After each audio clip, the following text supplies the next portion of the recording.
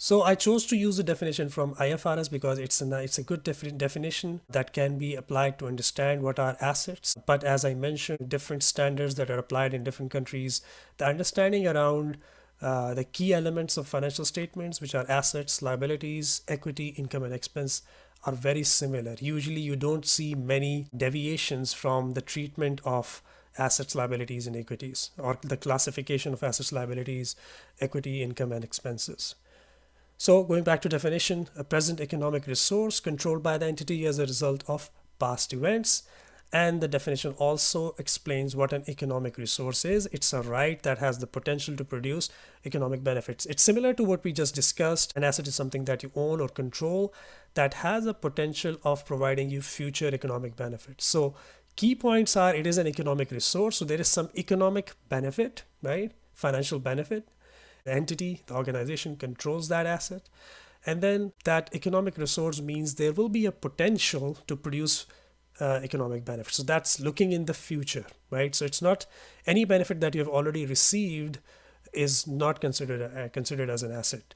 It's only an asset when there is a potential in future that you will receive economic benefits. This will be really clear when we look at the examples.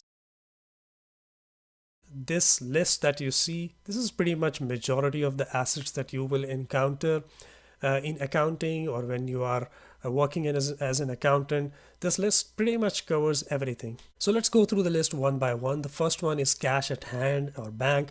The cash or money in the bank or physically available at the business premises is an asset because of course it's something that the business controls or owns, and then the business can utilize this money to receive benefits in future, right? So the company can buy stock, the company can pay for rent, pay for utilities for the business. So the business will definitely get benefit from the cash. Cash in a way is the ultimate asset. A lot of the other assets ultimately convert into cash. Second one is building or office. So the building where the business is located is also an asset. Computer hardware, so it's all the computer equipment asset.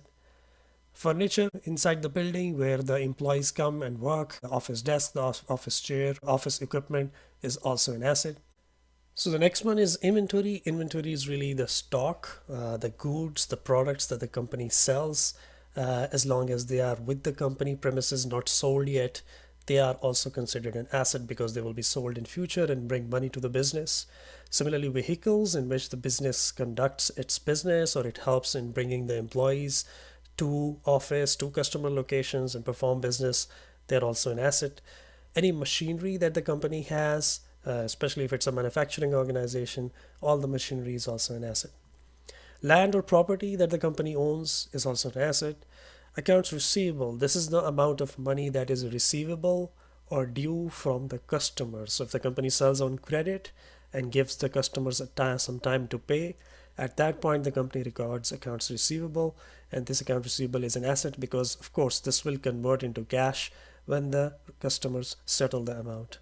Similarly, prepayments are the amounts that are paid by the company in advance, but the service or product that they expect to receive has not been received yet. So again, in future there is a benefit of that product or service.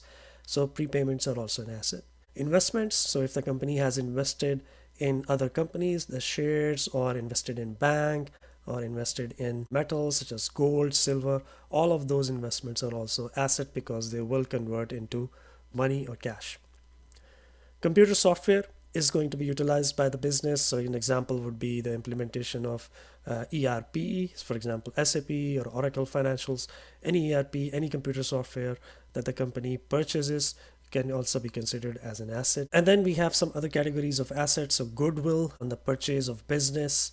If a company acquires another business, the goodwill that other business has will result in positive profit or cash flows for the company, and there is usually a value determined or assigned for the amount of goodwill, which can also be recorded as an asset in the books of the company. Trademarks, patents, and copyrights purchased are also considered an asset. So this is a list of assets which pretty much covers most of the assets that you will encounter in real life.